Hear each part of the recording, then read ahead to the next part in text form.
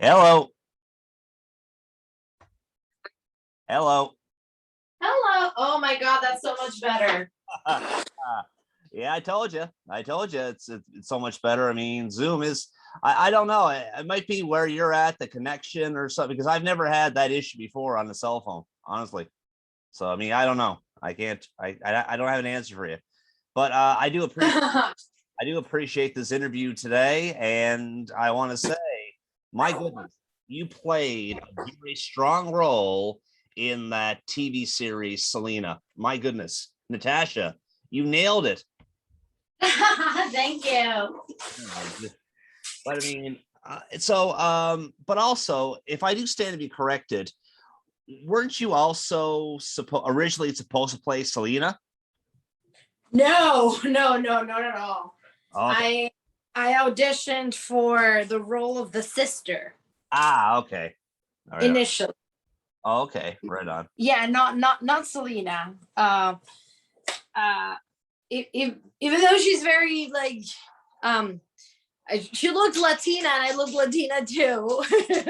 But I think I was more on the pudgy side, and at the end of her career, even though she started more a little bit pudgier, she got very skinny at the end of her life, unfortunately. But so I'm not sure. Maybe at the beginning of her career, we would have done a similar type, but after no.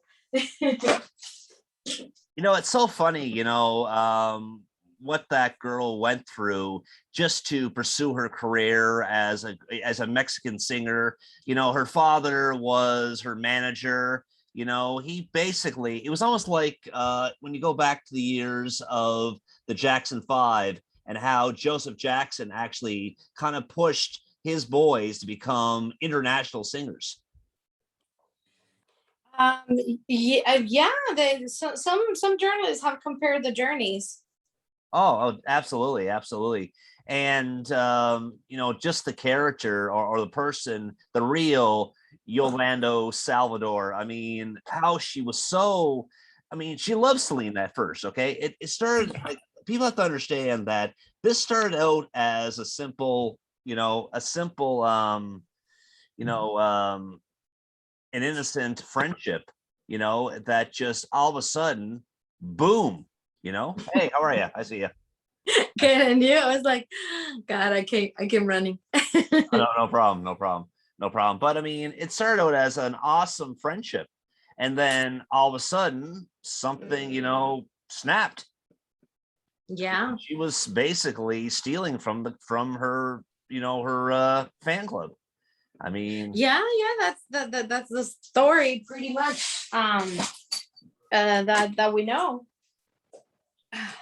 There you go. yeah, Sorry, I no, left to give you more light. that is no problem. That's no problem. But yeah, I mean, it started out as a person very innocent, and then her obsession just started to get out of control to the point where she is so obsessed with me that I need to get away from her. But and plus the pictures in that particular picture of Selena all over your wall, as well in the character you were playing.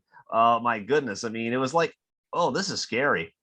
But Yeah, well, but you have to remember that it's also this is a fictional story based on true life events. A lot of the things that were portrayed, were in order to make the story better as well.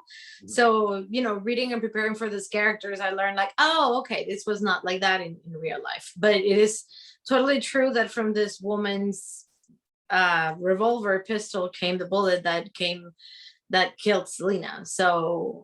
Uh, so yeah, she was the head of her fan club. She was the manager of her stores, and in the end, it was the person that took her life.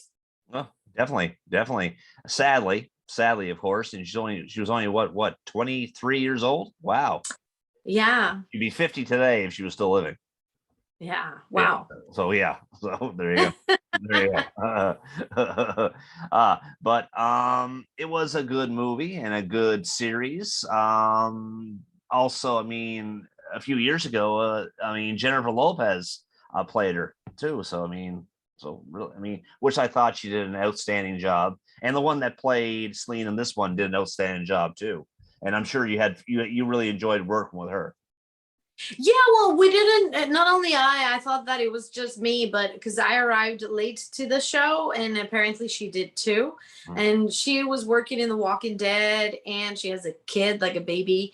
So in real life, I thought I didn't get to hang out with her much. Pretty much it was like, okay, and action, and we will do our thing, and then cut, and then we will all do our thing. There was like, I think one time where we got to have a conversation about what it means to be Latino in Hollywood and stuff like that. I think the conversation lasted like 5 minutes, and then her baby called, and being the star of the show, she was there at 6 a.m. in the morning, and she was the last one to leave. So, and I thought that that was just my experience, but it turns out that everybody, like nobody really got to hang out with her because that was her reality. So, Right. but the few moments that I got to share with her, she was really nice, and then she was very sweet, and she did a heck of a job because it wasn't easy. I think that I heard like a track on YouTube where she was singing, but I know that she was like, "Am I gonna sing today?" Like she was not a singer, and to be in the shoes of Selena, the singer, it seems like a big task. I mean, as to me, I was trying to portray to the best of my ability the person that took her life, and I tried to be as accurate and as close to the truth as I could, so I could tell the Selena's story in the best way. But I assume that as nervous as I got, she must have gotten like 3 times more because people adore Selena. So but there's always going to be haters. There's people like, she doesn't look anything like her. Her body's like but I Yeah. think she did an amazing job. So I'm sure they say tons of horrible things about me that I'm not planning to read. So Yeah, well, we ignore those because that's their ignorance. I personally, I'm here to if I didn't think you played a great job, I wouldn't have requested this interview. So the other people that are saying nasty things, we ignore them, right? So I mean, what's the old saying? We replace the negative with the positive. So there you go. so yeah, so that's I not was I was I was telling I'm gonna do a set of conferences in Chicago about the state of the Latino industry in the world, and how we're portrayed and stuff like that. It's kind of like TED Talks, but it's a series called Latino Thought Makers, and they did a bunch of interviews prior to that. And I was telling the interviewer that the day before, I just came back from Germany, but the day before I was with my nephew, and we were playing bowling, and I'm not a good bowler at all, but I'm better than a 6 and a 10-year-old. But so, well, ones that are new at this, because I'm sure there's going to be a 6 and a 10-year-old that are amazing, but my family, they're not. So anyhow, I was striking. I had like 4 strikes in a row, and I'm like, what's happening? So at a certain point, I didn't perform my usual strike, and then my niece and my nephew started going boo boo. And I'm like, you keep booing, I'm an actress, I thrive with rejection. yeah, exactly. Which is, it's kind of part of what we do. We audition, and we get rejected, and then there's that one thing that makes it all amazing, and then now everybody wants you, and now you're the one that are like, nope, nope, nope, no. So it's a funny thing how life works. Oh, it certainly is. It certainly is. Now you're also working on other projects. Now I didn't want you to think that I request this interview with you just to keep talking about Selena and your character. We got through that character part. Now it's time to move on to what you're doing now. Are you working on some projects? Well, right now you can see me into projects that I love and that I think that are very, very interesting. In the so far latest season of Curb Your Enthusiasm, season 10, I played Matilda against Larry David, and that's on HBO. And I'm a comedian. That's pretty much. I'm a musician and a comedian. That's how I identify. And it was really random, even though I do have a method acting Strasberg training, which is what leads me to be able to portray dramatic roles and stuff like the one of Yolanda Saldivar, and in English is Yolanda Saldivar.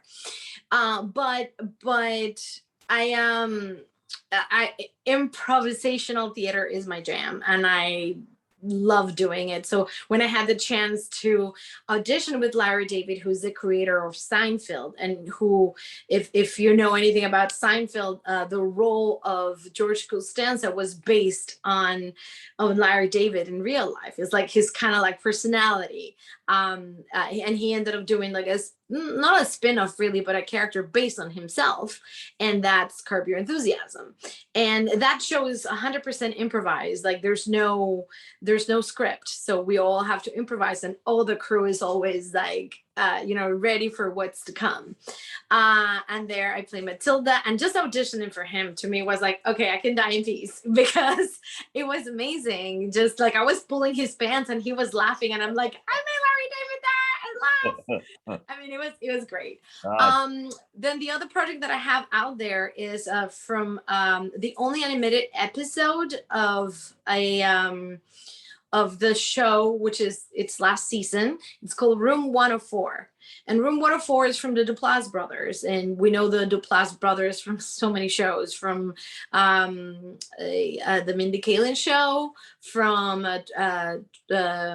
Transparent, from like a lot of different shows. And they're writers, they're developers, they're producers, they're comedians. And then they did this show with the premise of like everything happens in one hotel room. And it's kind of spooky. It's kind of like Twilight Zone meets, I don't know, but it's like everything happens in a hotel room. So in the last season, they decided to dare to do a female empowerment story that was animated. And there I play a 16-year-old, it's kind of like a coming of age story of a werewolf. So I played a teenage werewolf, and it was a lot of fun. I got to play, it was an episode of only 3 people.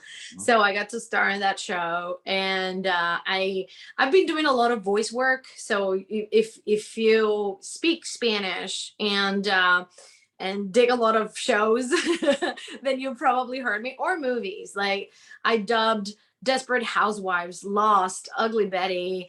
Wow, so many shows. I just did this show, the movie with Mila Kunis or Anne Hathaway. I've dubbed, I even dubbed Adele.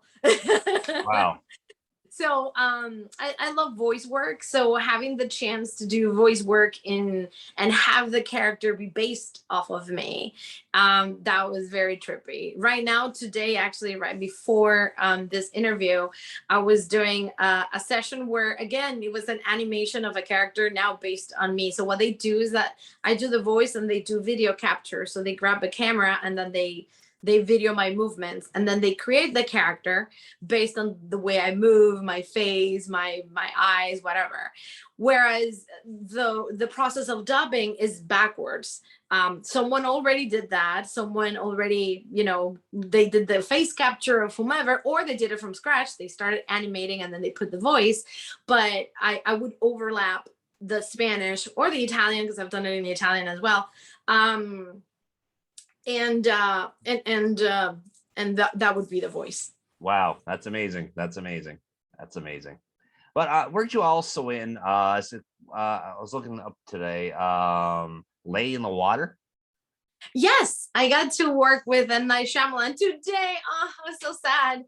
Tonight I was gonna go watch the latest movie from M. Night Shyamalan that I'm very curious about. That it's called Old, and I think that it was very relevant to to this Hollywood industry where no one wants to get old.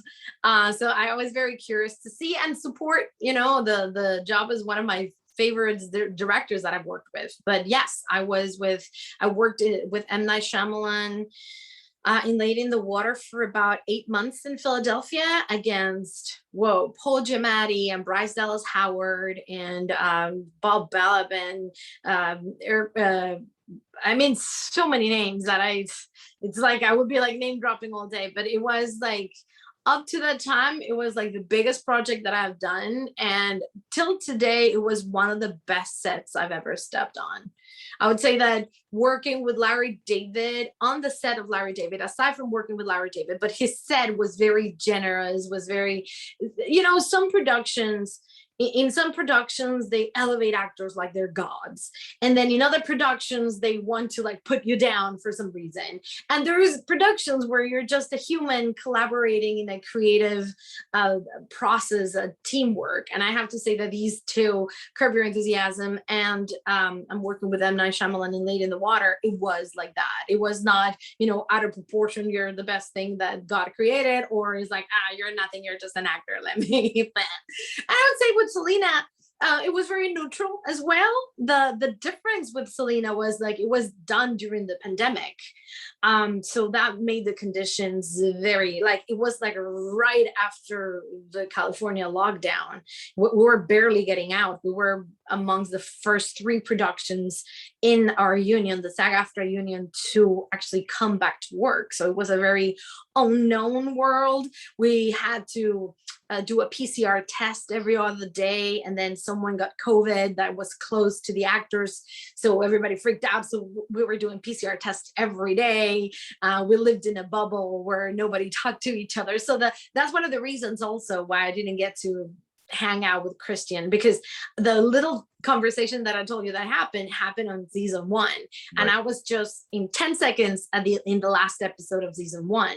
And then on season 2, I'm on 8 episodes out of 9. So I was there a lot, but we did that season after the lockdown happened. So that what that meant for us is like we didn't get to hang out. The only time where we say whatever was like when we wrapped. Whereas like which the production was like, no, like really trying to contain us because we were their responsibility, and they took that really, really serious. We had an epidemiologist in on set, and she was all, if she saw 2 people talking too close, it's like, hey, keep your distance. Everybody had a mask.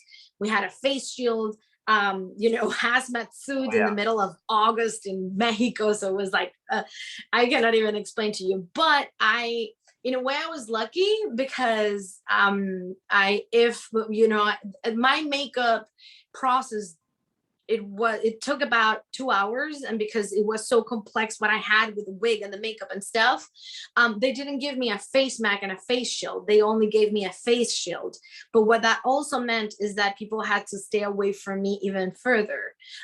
So I would say that for those 3 months, the contact with anyone was just this.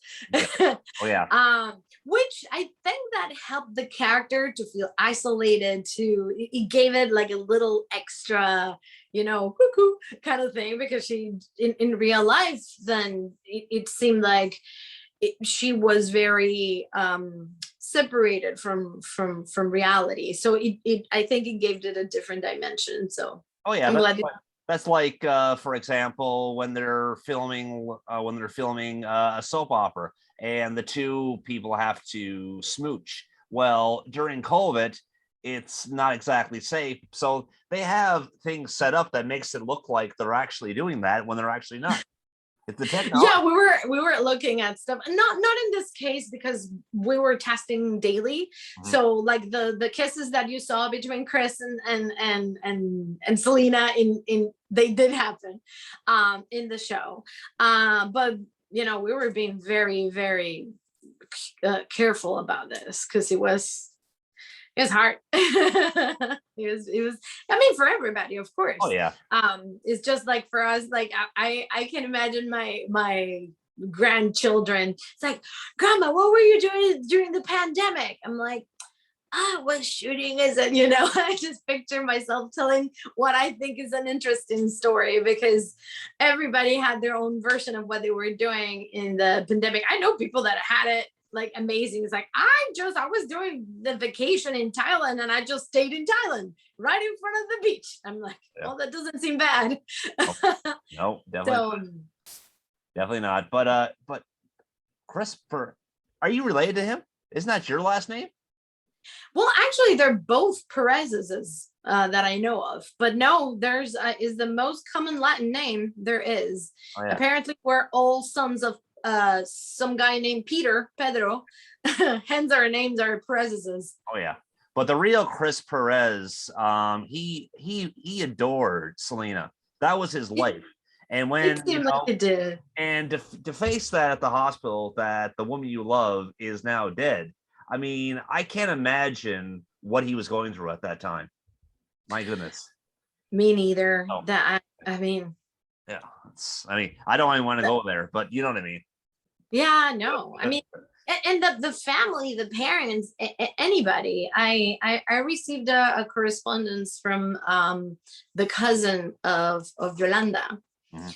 who was attempting for me to know her side of the story. She's like, you're only hearing one side of the story. There is a different side. And one of the things that she pointed out in her email was like, it was a loss for us too, because we also lost our, our tia, our cousin, our sister, or whatever. Of course, it's a much different to lose it from that side, and then it is such a horrible life tragedy that happened on either side, to something, to lose someone.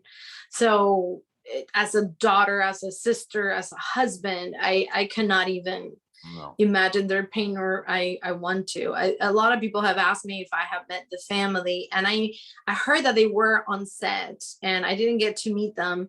And I assumed that it was their prerogative not to meet me, and I totally understand, because I mean, even if it's just the character of the person that killed your daughter, I wouldn't want to do Yeah, that. exactly. And I have to No. say, when you were in character, I mean, man, I mean, you were so in character that you kind of like, this is scary. Although you're only acting, you're only playing a role, but they had you, designed so well, and and dressed in that same nurse's outfit as she had on. I mean, you kind of looked like, I have to say. I know, and it was scary for me too, especially because they even changed my features. They eliminated my eyebrows. Oh. They eliminated my lips. They enlarged my nose. They did a lot of things to make me look really different. And I feel the same, because I wasn't, when we're doing tests, how do you call them, wardrobe tests and stuff. Yeah. You don't do the prep that you do before you're going to shoot, but you're dressed in the character. Exactly. So I would like be dressing, and I'd be heading towards meeting the director and the producer, and I just like la, la, la, walking in my walk, and then I would look at the mirror. I'm like, oh my god, what's this? Because I didn't even, the weird thing is, like, even after the show was over, because my eyebrows were bleached white, I had to, like, I would wake up in the morning during those the 5 months, actually, that was, I'm sorry, the 7 months, and during that time I had no eyebrows in real life, so I would have to wake up in the morning and draw my own eyebrows. So even just for me to wake up every morning, I was like, I didn't, with all the other changes, I didn't look like Yolanda, but I still didn't look like me.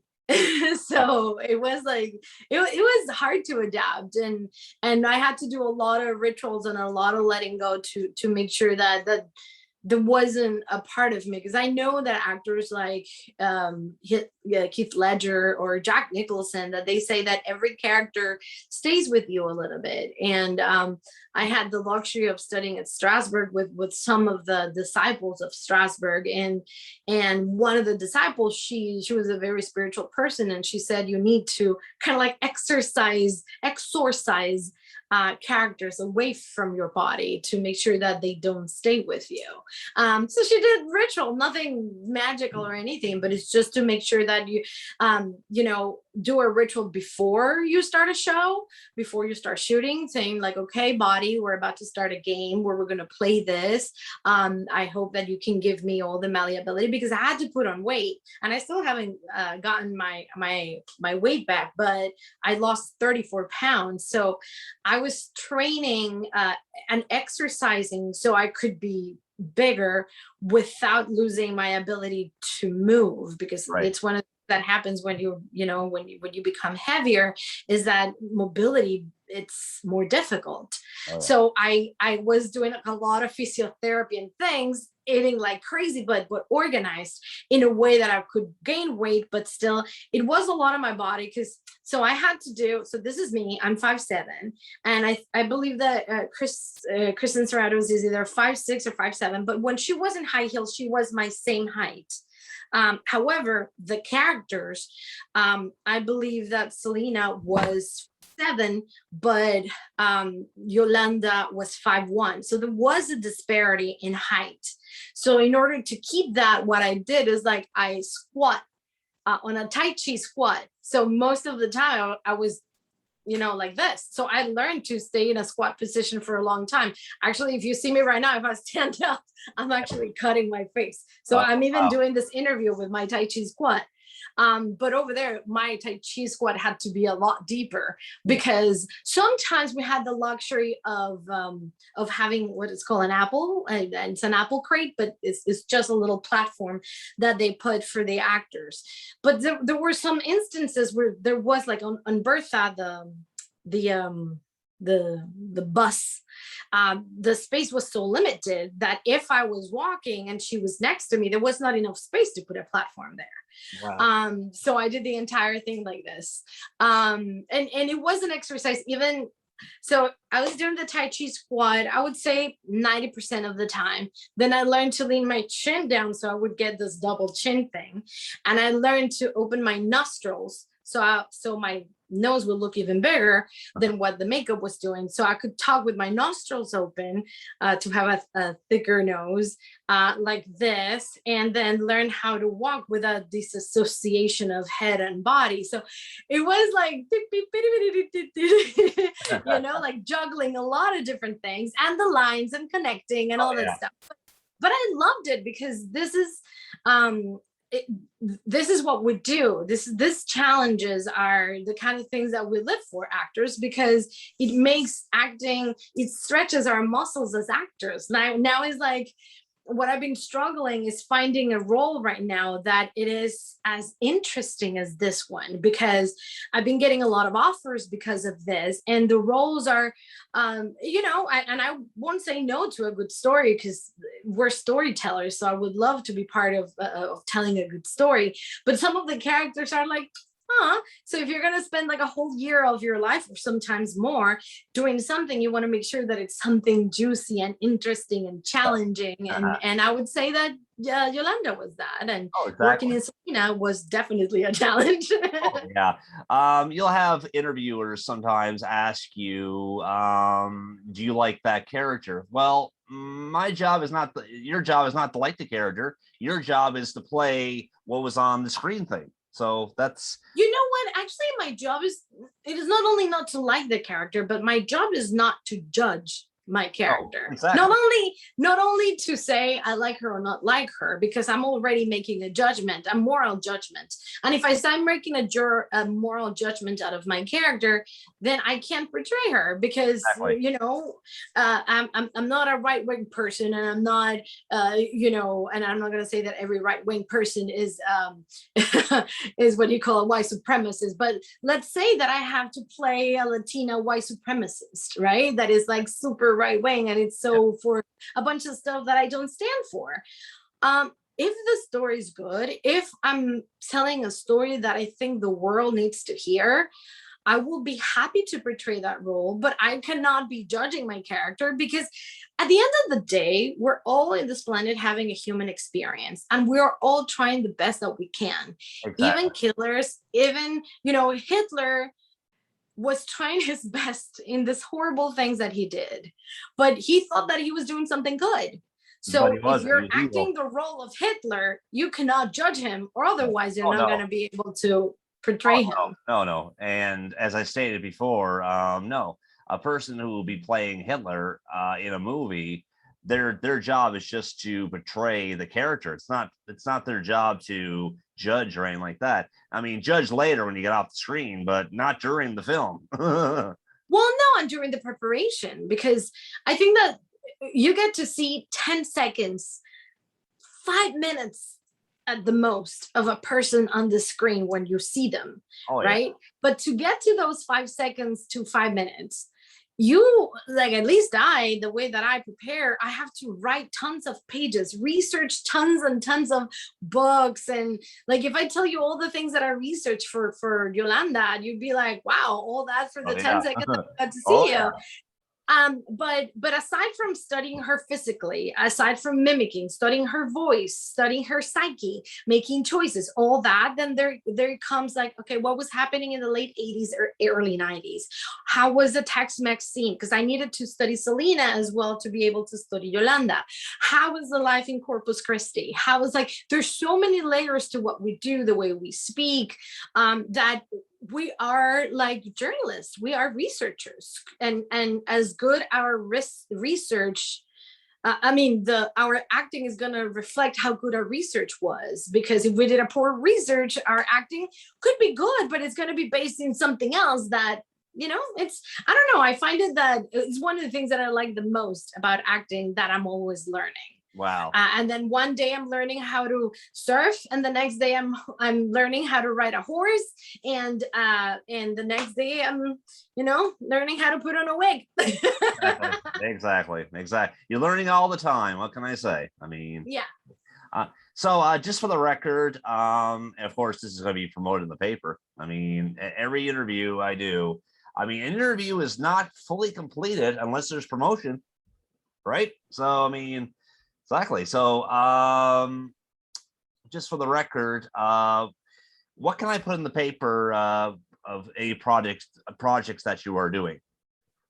You can mention Curb Your Enthusiasm. You can mention Room 104. Okay. The movie that I'm currently shooting, you cannot, because I have an NDA and we cannot say anything about it. Give me 1 second. This might cut. No problem. That's all good. Are you there? I'm still here. No problem. Okay. Yeah, dude. What happened? You were on speaker and all of a sudden you're not.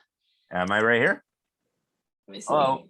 Hear me? Okay, now I can hear you. Oh. Sorry, the phone was ringing while we were here. Okay, so yes, you can say these things. So what I'm currently doing, I signed an NDA and I cannot say like a beep about it. I understand that. Do me a favor. Do me a favor. After this interview, when you get a chance, send me an email of the stuff, and that way I can remember it. That way, I can just put it all in the paper that way. I'll get it all ready. The guy who runs the station basically does the paper up on every Wednesday. So what Perfect. Yeah. So I can tell you, but this is for Canada, right? Yes, for Canada. I have nothing of soon for Canada, but the closest is going to Chicago because it's up north, but it's not the same. No. I mean, I promote actors and actresses and celebrities, what they're doing. So okay, so the one thing that I can talk about, I'll be doing 2 plays. One is going to be in New York City, Manhattan in October, and then the other one is going to be a musical monologue, like solo work that I wrote, that it's called Summer Camp. Okay. And Summer Camp is going to be premiered on the Midwest in Chicago as part of this conference that I'm like, pinch me. It's called Latino Thought Makers, and I will write this to you. But Latino Thought Makers is kind of like TED Talk for the Latino community, right? But I'm sharing the stage on the same day with Edward James Olmos, Luis Guzman, which are like top Latino actors, and nonetheless then Dr. Cornel West, who is an academic, a thinker, a philosopher, a sociologist, so many things that I cannot even believe that I'm going to meet him. So I'm the only female. I'm the only one of the new generation, talking about how I view the new Hollywood, but also performing my play, Summer Camp. And Summer Camp is a coming of age story of a Latina that was born outside of this country and she goes into a summer camp, only to realize that she entered an Orthodox Jewish camp by mistake. Wow. So it is funny. It is a comedy. It is a monologue, and it's musical. So I'm singing and dancing and playing an instrument, and it's just me doing all the characters. So I hope that I get the chance to also tour with the play, and of course going to Canada. I have connections in Alberta, and I probably will be heading there. But any tips are appreciated. If you're interested in summer camp, you get to see a few clips of it on my Instagram. Oh, so hint, I would tell you there is a lot of behind the scenes material of the things that I was doing while I was shooting on my TikTok account. And I'm doing a few also on Instagram, and that is at the Natasha Perez. So you can find me on TikTok, you can find me on Twitter. I'm not that active on Twitter, but I am active on TikTok, Instagram, and Facebook. So you will find, and I'm on Twitch doing shows every once in a while. Wow. Well, that's amazing. That's amazing. What can I say? I think you got one heck of a career, and keep me posted on stuff that you're doing, and I'll definitely promote it. And if it's something, now, not everything that promotion is always need for an interview, but if something you're promoting that you really need to talk about during it, then we'll definitely set up an interview. But I mean, I'll probably be in contact too with your manager. I'll just send him an email saying, is Natasha promoting anything right now? He'll give me a yes or no or whatnot. And I got, confidentially, I have your email, which I am not going to say over the air here, but I will say I will be keeping in contact with that as well. And I'll just send you one and say, hey, you promoting anything this month or whatnot? Be a yes or a no, a maybe or whatnot. But yeah, do send me an email with the stuff you're doing so I can get that in the paper. Okay, we'll do. It'd be my pleasure. Thank you so much for reaching out, and it's such a pleasure to start. You know, it's been crazy because I've been doing interviews with like England and Latvia and all sorts of new markets for me. That, well, my album will be probably get released at the end of the year or at the beginning of next year. So I am very happy that Selena has been reaching out all these new places in my life, so I can now go and share my music with you guys, and that's, you know, fabulous. That's take it from there. Natasha, thanks so much. I really appreciate it. Thanks to Anthony Turk for allowing this interview to take place. And keep. Thank you, Anthony. Take care. Bye. Bye-bye.